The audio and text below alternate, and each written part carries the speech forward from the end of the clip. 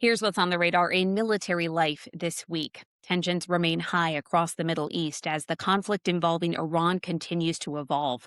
Recent strikes targeting oil tankers near Iraq's southern port of Basra have raised concerns about regional shipping lanes and global energy markets.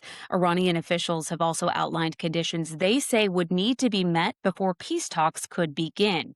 For the U.S. military, that could mean increased naval and air presence in the region, and for military families, the possibility of extended deployments and continued uncertainty as the situation develops. We are getting more clarity on what Operation Epic Fury is costing U.S. taxpayers. Pentagon officials told Congress the first 6 days of the operations against Iran cost more than $11 billion, driven largely by the use of high-end precision munitions and missile defense systems.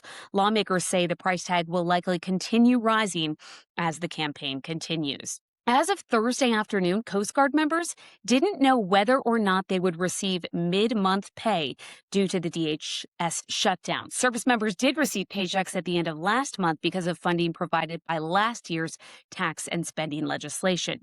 The U.S. Coast Guard website has not been updated since February 17th due to the lapse in funding, and emails and calls to Coast Guard Public Affairs went unanswered. Meanwhile, the Coast Guard Foundation website currently lists resources and support to help bridge the gap if paychecks are delayed. And finally, over on Veteran Life, a little levity. Barbie recently celebrated her 67th birthday, and she spent a decent amount of time in uniform. Mattel released Barbie dolls representing the Army, Air Force, Navy, and Marine Corps in the early 1990s, giving military kids a chance to see their world reflected right there on the playroom floor. The Coast Guard never got its own Barbie, but if the internet has anything to say about it, that might be the next mission. That's your briefing. Make sure to follow along so you never miss what's on the radar.